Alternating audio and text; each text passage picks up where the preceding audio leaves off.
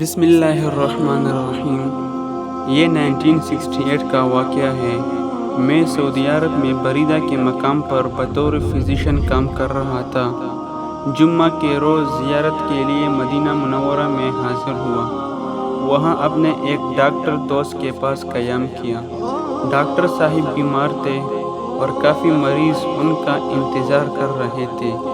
Doctor صاحب نے مجھے مریض دیکھنے کے لیے کہا، چنانچہ میں نے مریضوں کو دیکھ کر فارغ کر دیا۔ ان میں سے ایک بوڑھا بدو مجھے احد پہاڑ کے پاس مریض دکھانے کے لیے لے گیا۔ شہدائے احد کے قبرستان کے اس ہی خیمے میں مریض پڑا ہوا تھا۔ میں نے اسے دیکھ کر نسخہ لکھ دیا۔ اس کے بعد وہ شخص مجھے حضرت حمزہ رضی اللہ تعالیٰ عنہ کی قبر پر لے گیا اور بتایا کہ آج سے 50 سال پہلے حضرت حمزہ رضی اللہ تعالیٰ عنہ کی قبر نیچے وادی میں تھی۔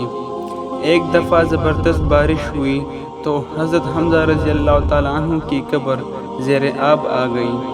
شریف مکہ جو ان دنوں حجاز کے حکمران تھے تو خواب میں حضرت حمزہ رضی اللہ تعالیٰ عنہ کی زیارت ہوئی۔ حضرت حمزہ رضی اللہ تعالیٰ عنہ نے شریف مکہ کو کہا کہ مجھے بارش کا پانی تنگ کر رہا ہے، اس کا بندوبست کرو۔ شریف مکہ نے علماء کو بلا کر ان سے مشورہ کیا۔ جب قبر کو کھودا گیا تو واقعی اس میں پانی رس رہا تھا۔ چنانچہ حضرت حمزہ رضی اللہ تعالیٰ عنہ کی نعش کو اونچی جگہ منتقل کرنے کا پروگرام بنایا گیا۔ بوڑھی بدو نے بتایا کہ قبر کھودنے والوں میں وہ بھی شامل تھا۔ کھدائی کے دوران کدال کی معمولی سی ضرب غلطی سے نعش کے ٹخنے پر جا لگی۔ یہ دیکھ کر سب لوگ حیران رہ گئے کہ وہاں سے تازہ خون جاری ہو گیا۔ چنانچہ اس جگہ پر پٹی باندھ دی گئی۔ حضرت حمزہ رضی اللہ تعالیٰ عنہ کے جسم کو کھولا گیا تو دیکھا کہ جسم کے نچلے حصے پر کفن موجود ہے۔